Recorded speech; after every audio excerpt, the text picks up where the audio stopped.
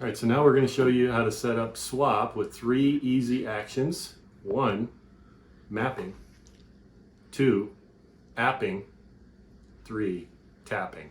All right, let me show you the first step, mapping.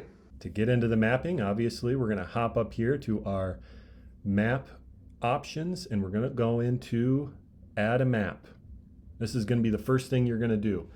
Right when you log into this first portion, it's going to ask you about your location. That way it can pull up where you are. Otherwise, you'll just have to hit the search and search where you are. First thing we're going to do, and you have to realize before we go any further, to really wrap your mind around the soul winning app, you have to understand the difference between the mobile app and the dashboard. The mobile app is what your volunteers will use and what you will use when you're going out door to door. The dashboard is what your administrator will use. They will use the dashboard, which is the website. So 2 very different pieces of the puzzle, and you have to understand they have very different purposes in all of this. So to get started, go to add a map, add a folder. So before you can do anything, you're going to add a folder, and these just are zones. So you zone off your city, section it off into 4 different pieces, 5 different pieces, how many ever different pieces you want. And these would be the bigger regions. So we're just going to make one real quick here and name it North. You can just kind of keep it simple like that, north, south, east, west, however you feel like sectioning off your town.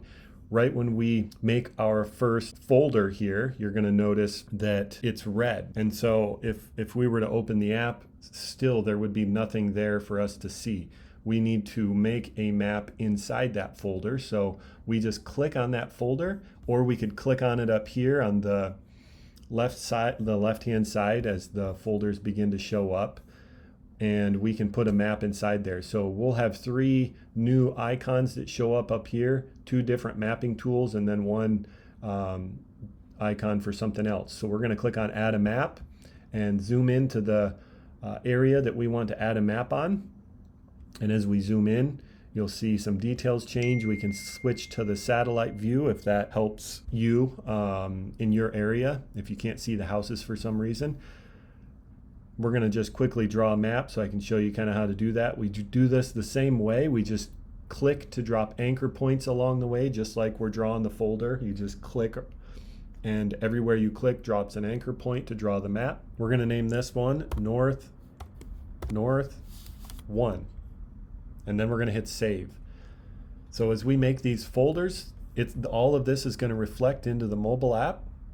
So we're going to make this one come around here, go down there, and then we're going to name it North 2. So now if we open the mobile app, we're going to see the folder we just made, and we're going to see the maps inside that folder. All of it reflects instantly. All of this is happening in the cloud. So that's kind of how that works. Now if I were to, and I'll just really quickly show you this for the sake of you just kind of understanding how all this works. If I click on this map and check into it, and then check out of it, I'm just going to put 1 door.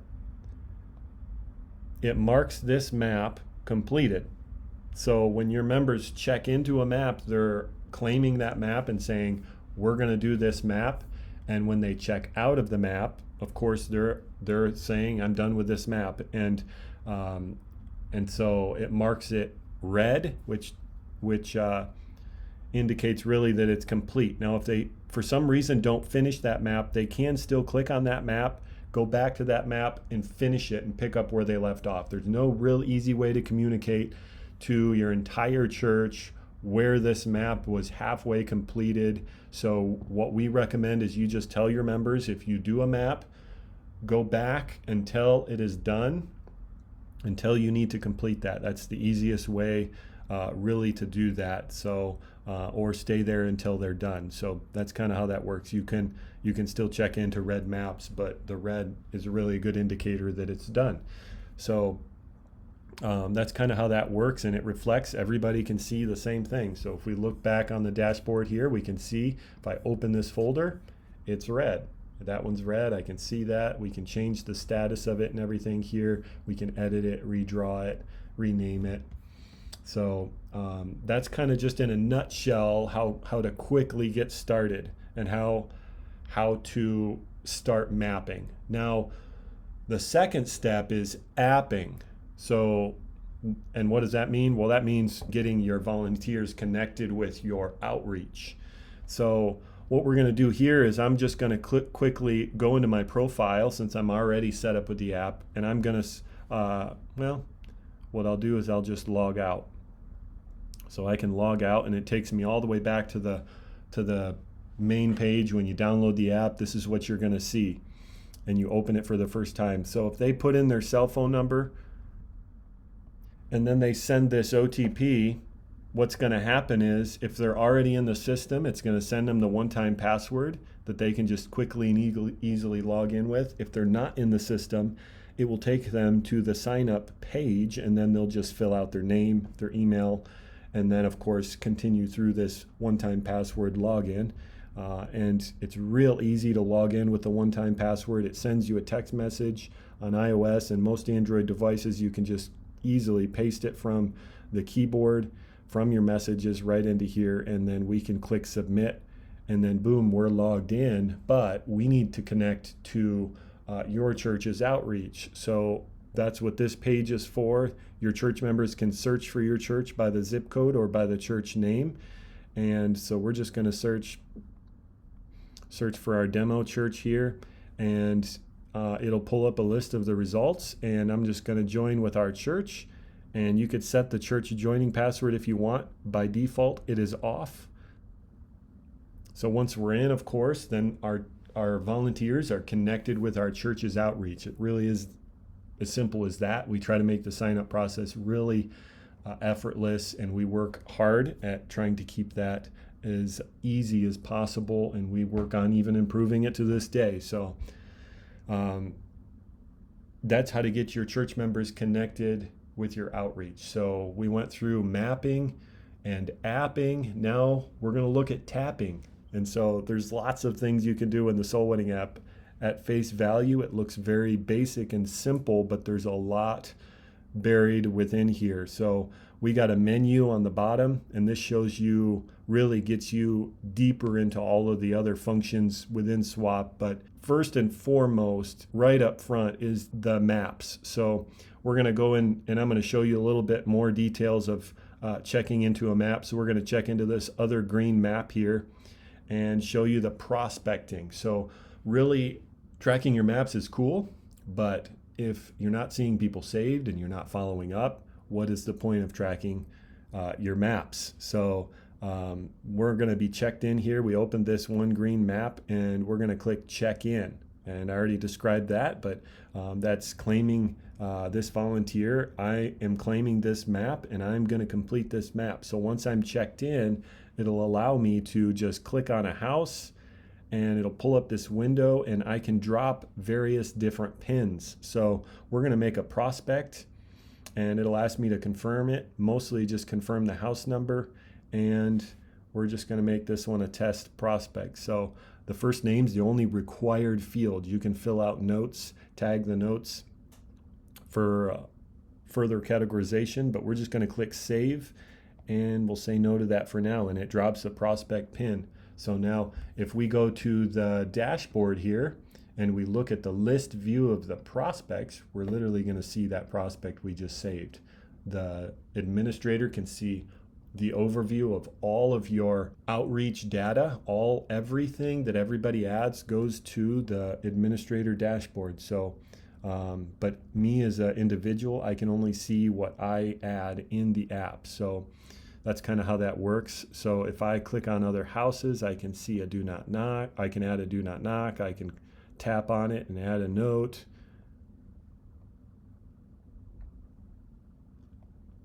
I can tap on it and add no one home, whatever. You can use these other pins or not. Some churches use them, some churches don't. And so once you've done that, you could get you can click on this little checkbox. You can get navigation, earth view. There's lots of other things you can do, but we're just going to check out. We did one door again. And when we're done, you'll notice we've completed all the maps in this area. So this whole area actually turns red. So you know that it's done. You don't got to be clicking on areas to see what's available inside them. Now, if we open the menu, you're going to see prospects now has a 1 next to it because we saved a prospect. And this is how we get access to our list of prospects so that we can follow up on them, build relationships with them. And so if you click on the prospect, you'll see all of their details. If you save their phone number, you can easily send them a text message or call them or send them an email right from here. And you can record visits, further visits and notes to follow up on them. If you learn more about them, names and family members, prayer requests, all of that can be added into the notes.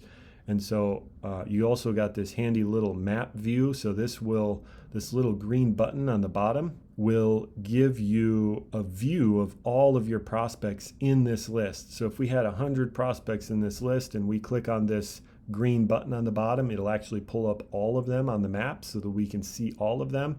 And this helps us while we're driving around town. We could see how close we are to that prospect and just stop by and visit them. So that's kind of a helpful little feature there.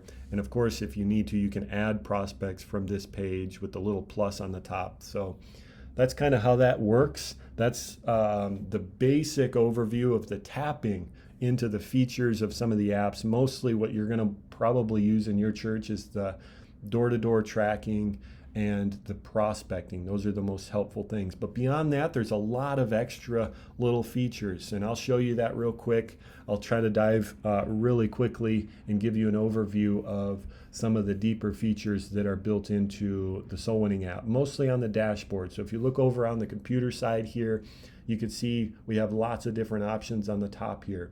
Over here on dashboard, if we click on this drop down, we can see a little bit more information. We can see all of our team members that are connected with our church. This allows me to switch and give somebody administrative privileges if they want to log into the website and help manage it. It also gives them access to the church prospects. If we pull up the window here, we can see the list of church prospects. So if I'm an administrator, I can see all of the prospects, all of the prospect folders, how they're organized, and get access to them that way. We can select them, which ones we want to send notifications to, and I can send a notification real quickly to all of the people in our church as like a reminder for an outreach rally or an event coming up or something. So if I send that notification, it just goes to all of the app users that are signed up. And there's check-ins. I can filter out the check-ins, see who did what and when and where, and filter it. There's a date range. You can filter it. You can search it. So that's real handy feature there. And so we got also prayer requests, and this goes really, nothing is going to show up here until people in the app are adding prayer requests that are public. So right down here in the menu in the app, you got prayer requests, and we can add, as individual app users, we can add prayer requests. We can make them private or public. We can share prayer requests with the entire church that everybody can look at them and pray for them. And the church can also get a list of the public prayer requests that are added here. So that's kind of what that is, and that's a really handy tool there also. And so if we look at the notifications, this just gives us a view of the notifications that we've sent out and who they've been sent out to. And then, of course, we can see the whole progress overview of everything. If we look at our map, you can see the ones we added here, and then 2 of the other maps that we had left in this account also. So that's kind of what that's there for. And then over here in the profile, this is where you can really get access to your card information and your subscription amount. You can cancel your subscription, change the card, look at your invoices, all of that accessibility there. And this also lets you set the church joining password or delete it. So if I click on that, I can turn this off, and people no longer need a church joining password to log in with this church. And one other little handy feature that's kind of buried in the profile here is prayer notifications. So if I want a new public prayer request that's added to notify everybody that has the app, then I can click on this and turn this on or off. So that comes in handy when you have people that are adding prayer requests that needed to be prayed for, and then you can get a notification and go there and pray for those new prayer requests. So that's kind of a handy little feature there. And then there's also the kiosk mode. Show you this real quick. And this just lets us select the maps that we want to. You could set up a computer that has a printer connected to it and let people come to it, print out their own maps for outreach, and you don't have to micromanage handing out maps yourself. And so that's there, and also for visits, so that you can add have people print out visits for themselves too. So that's there if you want to use that. And then there's no way for them to get access to everything else. The only thing is those printing maps, printing prospects, or exiting. And when they click exit, it'll just take them to the main page here. So we would have to log back in to get access to all of it. And the prospects, let me show you this real quick. For further organization, you can add folders for prospects. So if we would name this one bus, and we would name this one 5-year-olds. However you would want to organize your prospects, you could organize them like so with these folders, and all we got to do is select these prospects, click on this little folder icon, and move them to that appropriate folder. So that's kind of how you can organize them and view them, and you can print these from here. You can share these with app users. So there's a lot of functionality there, and we'll probably try to dive a little bit deeper into some of these, into the prospecting in a different video, but at a face value, that's kind of what that's like. Now, one quick more feature I want to show you is printing maps.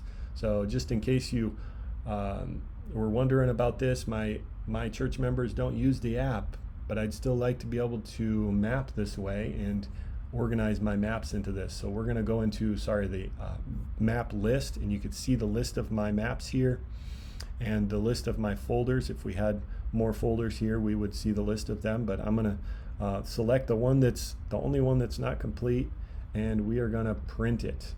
Now, the first time we print this, you're going to notice, especially on Safari, that it tries to block the pop-up. So if we allow it, then all we have to do is click print again, and the next time it shows up, it will print this map. So this is the way it looks, just real effortlessly.